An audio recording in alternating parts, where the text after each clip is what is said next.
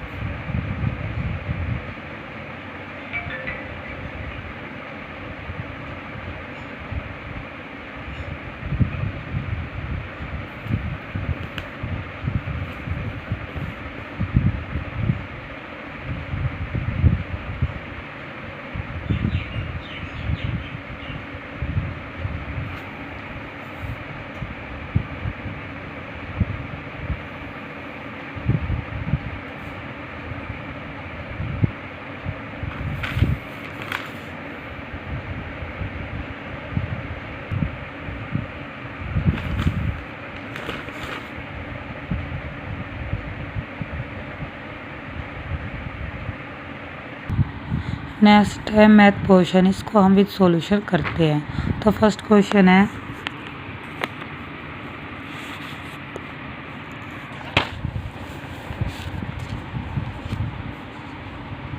संख्या 37 के ऐसे भागों में विभाजित कीजिए कि एक भाग के 5 गुणे और दूसरे भाग के 11 गुणे का योग कितना हो, 227 हो।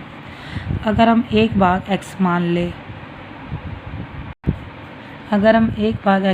और दूसरा क्या हो जाएगा 37 माइनस एक्स, तो कह रहा है पहले का 5 गुणा और दूसरे का 11 गुणा किसके इक्वल है, 227 के। तो हम इक्वेशन सोल्व कर लेते हैं। तो x की वैल्यू आ गई 30, तो दूसरा पार्ट कितना रहेगा 37 माइनस 37। नेक्स्ट है ए बी सी के बीच 510 इस प्रकार विभाजित किए जाए कि b को जितना मिलता है उसका 2/3 a को मिलता है और c को जितना मिलता है उसका 1/4 b को मिलता है। तो रुपयों में उसका हिस्सा या शेयर क्रमशः कितना होगा, मतलब ए बी सी की पैसे बताना है कि उनको कितने मिलेंगे। तो हमने b को मान लिया x, तो a को मिलता है b का 2/3x और c को मिलता है, और जितना c को मिलता है b को उसका 1/4 मिलता है, तो इसका मतलब 4 गुना मिलता है c को। तो c का आ गया 4x। तीनों को जोड़ दो तो दे रखे तीनों के जोड़ करके 510 रुपये। तो 2/3x जमा x जमा 4x इज इक्वल टू 510। तो सोल्व किया तो x की वैल्यू आ गई 90 रुपये। तो b को मिलते हैं 90, a को मिलेंगे 2/3 गुणा 90 60 रुपये, c को मिलेंगे 90 गुणा 4 360 रुपये। नेक्स्ट है 7892.35 गुणा 99.9 का मान होगा। तो हमने पॉइंट हटाने के लिए इसके अपोन लगा दिया 100, इसके अपोन लगा दिया 10, तो नीचे हो गया 1000। हम 999 को लिख सकते हैं 1000 माइनस 1। जब 1000 से मल्टीप्लाई किया तो 3 जीरो लगी और 1 से किया तो ये सेम आ गया। अब इन दोनों को लेस करके जितने नीचे जीरो उतने के बाद पॉइंट लगा देंगे, तो आंसर आ जाएगा 788445.765। नेक्स्ट है यहाँ दिया ग्राफ एक समान गति से चलते हुए एक बस द्वारा अनुसरण किए गए रेखिक पथ को दर्शाता। ग्राफ का अध्ययन कीजिए। देखो 1 घंटे में चल रहा है 6 किलोमीटर, 2 में चला 12 किलोमीटर, तो स्पीड कितनी हो गई 6 किलोमीटर पर आवर। डिस्टेंस दे रखा है 15 किलोमीटर। तो समय निकालना, समय का फार्मूला क्या हो जाएगा, डिस्टेंस अपॉन स्पीड। तो 15/6 काटने के बाद आएगा 2.5 हावर।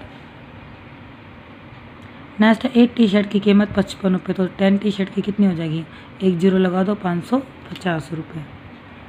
नेक्स्ट है थोड़ी क्वेश्चन, वे आप खुद करके देखेंगे।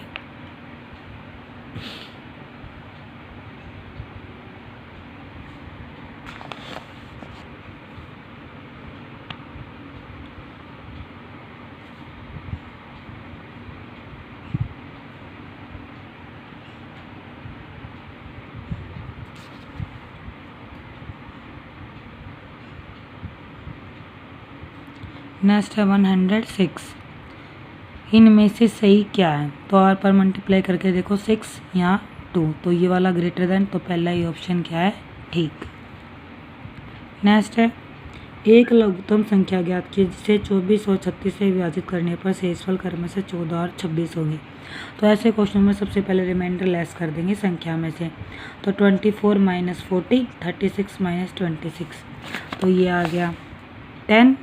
फिर 24 के फैक्टर कर लिए 2 इंटू 2 इंटू 2 इंटू 3, 36 के कर लिए 2 इंटू 2 इंटू 3 इंटू 3, तो जो सेम है वो तो लिखेंगे एक बार, और जो अलग से है उनको भी लिखेंगे, तो एलसीएम आ जाएगा 72। तो संख्या क्या हो जाएगी, जितना रिमाइंडर क्या बचना चाहिए 10, तो 72 माइनस 10 62 वह संख्या होगी जो 24 और 36 से विभाजित करने पर शेषफल क्या बचेंगे 14 और 26। नेक्स्ट है आंकड़े 25, 15, 30, 24, 27, 25, 23 तथा 42 का परिसर है। तो परिसर क्या होता है, सबसे बड़ी संख्या माइनस छोटी संख्या, तो बड़ी क्या है इसमें 42, छोटी क्या है 15, तो अंतर क्या आ जाएगा 42 माइनस 15 27। नेक्स्ट है 1000 पर 40% छूट और उसी पर क्रमानुसार 30% और 10% की छूट का अंतर कितना होगा।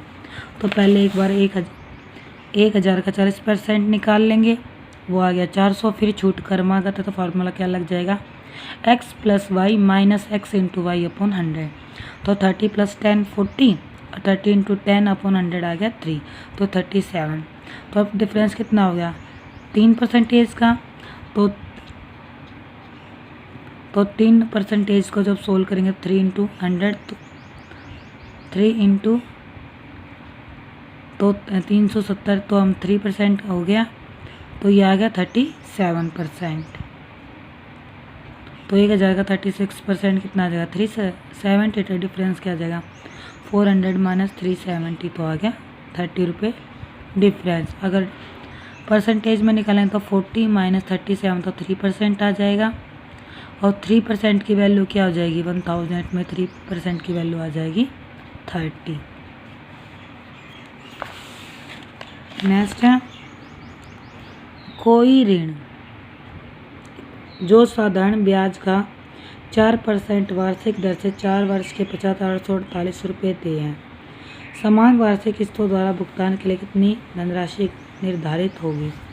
तो इसका फार्मूला है सीधा ही a into 200 upon t into 200 plus t minus 1 into r. तो सबकी वैल्यू रख दी, वैल्यू रखने के बाद आ गया हमारा 200। या आप ऐसे भी कर सकते हो, पहले साल 100 फिर 4% ब्याज लगा तो 104, क्योंकि साधारण ब्याज हर बार क्या बढ़ेगा 4% बढ़ेगी, फिर आ गया 108, फिर आ गया 112, सारी परसेंटेज टोटल कर ली तो आ गया 424। और ये दे रखा है टोटल ए, मतलब ए मिश्र धन दे रखा है 848, तो 848 बटे 424, तो 1% की वैल्यू आ गई 2, और 100% की वैल्यू क्या आ जाएगी 200 रुपये। नेक्स्ट है 111, एक n भुजा वाले बहुभुज के किसी शीर्ष से खींचे गए विकर्णों की संख्या के लिए व्यंजक होगा n-3। तो हम एक बहुभुज ले लेते हैं, तो ए से हमने विकर्ण डाला, तो कितनों से विकर्ण नहीं डाल सकते क्योंकि एक ही शीर्ष से बोला, तो डी सी और बी से हम विकर्ण नहीं डाल सकते, तो n-3 कर देंगे। नेक्स्ट वर्ग के चारों अंत्य कोणों का योग क्या होता है 360, क्योंकि एक एंगल 90 का, तो 4 कितने के हो जाएंगे 360 के। 24 सेंटीमीटर आधार वाले संपूर्ण त्रिभुज का परिमाप 60 सेंटीमीटर है, तो त्रिभुज की दो भुजाएं बताओ। अगर एक 24 है तो बाकी दो कितनी हो जाएगी 60 माइनस 24 आ जाएगा 36।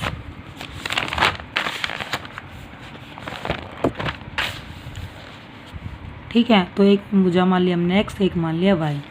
तो पाइथागोरस प्रमेय लगा देंगे, क्योंकि क्या है ये एक समकोण त्रिभुज। तो वाई स्क्वायर क्या हो जाएगा, एक्स स्क्वायर प्लस 24 स्क्वायर, इधर x लिया तो y square minus x square 576।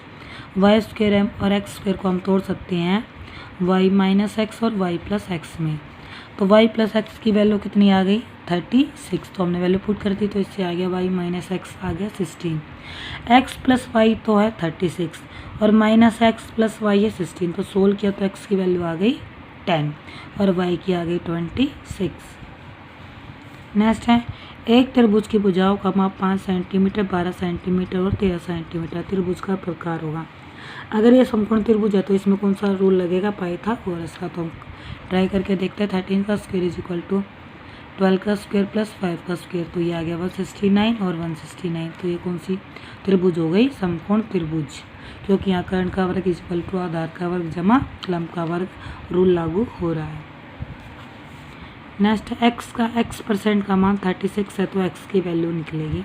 तो x इंटू एक्स का x% हो जाएगा 36। तो x square is equal to 100 into 36। 100 का रूट होता है 10 और 36 का होता है 6। तो x की वैल्यू आ गई 60। नेक्स्ट है, समीकरण ax square plus bx plus a is equal to 0। अगर एक मूल अल्फा है तो दूसरा मूल क्या होगा, अगर एक मूल अल्फा तो दूसरा मूल क्या होगा, उसका अपोजिट होगा। अपोजिट क्या हो जाएगा, 1/अल्फा। नेक्स्ट है 1.11, 0.01, 0.101, 0.001, 0.11 था औसत बताओ। औसत का फार्मूला क्या होता है, सभी संख्याओं का योग बटे संख्याओं की संख्या। तो ये सोल्व किया तो आ गया हमारा 0.2664। नेक्स्ट 234 को 3 व्यक्तियों ए बी सी में 1/2 अनुपात 1/3 अनुपात 1/4 के अनुपात में बांटा जाना था, परंतु गलती से 2:3 अनुपात 4 के अनुपात में बांट दिया गया। तो किसको सबसे अधिक और कितना लाभ हुआ। तो करते हैं रेशियो एफ। तो ये फ्रैक्शन में दे रखे, हम इसको सिंपल रेशियो में बदलते। तो एलसीएम ले दिया, तो एलसीएम के बाद आ गया 6:4:3 और गलत की रेशियो होती है हमारी 2:3:4। तो ए को मिलना चाहिए था, कितना मिलना चाहिए था, 6 और 4 10 और 3 13, तो 6/13 मिलना चाहिए था 234 का। पर गलती से मिल कितना गया, 2/9, कि 2 और 3 5 और 4 9, जितना रेशियो अपॉन रेशियो का योग इंटू जितना टोटल दे रखा था। 2 × 9 तो 34। तो सोल्व किया तो ए को मिलेंगे 26 रुपये और मिलेंगे। बी का सही रेशो माइनस गलत रेशो, तो सोल्व करने के बाद जाएगा -3/117।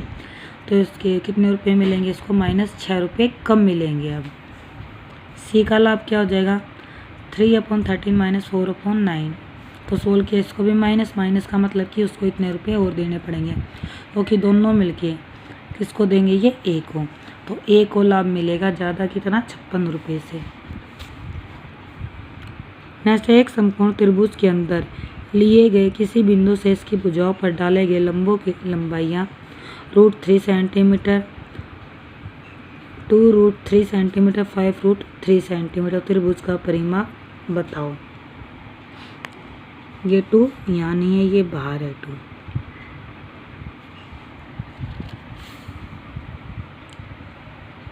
तो त्रिभुज की भुजा की लंबाई होती है 2/√3 P1 + P2 + P3। P यहाँ पे क्या है, शीर्ष लंब। तो सबकी वैल्यू रख दी। तो वैल्यू रखने के बाद भुजा की लंबाई आ गई 16 सेंटीमीटर और समबाहु त्रिभुज है, तो तीनों भुजा इक्वल है। तो 16 × 3 48 क्या आ गया उसका परिमाप। नेक्स्ट है, दो वृत्तों की त्रिज्याएं, दो वृत्तों के केंद्रों पर दो बराबर लंबाई की चाप क्रमशः 60 डिग्री तथा 75 डिग्री के कोण बनाते हैं। तदनुसार उन दोनों वृत्तों की त्रिज्याओं का अनुपात कितना होगा। तो चाप की लंबाई L1 होगी R1 θ2 और L2 होगी R2 θ2 और L1 और L2 इक्वल है, इसीलिए R1 θ2 = R2 θ2 के इक्वल होगा। तो इनकी वैल्यू रख दी। तो R1/R2 की रेशो क्या आ जाएगी, 75/16। सोल्व किया तो आ गया 5:4। नेक्स्ट है पर्यावरण अध्ययन। इसके क्वेश्चन आप खुद करके देखेंगे, सबके आंसर मार्क किए हुए हैं।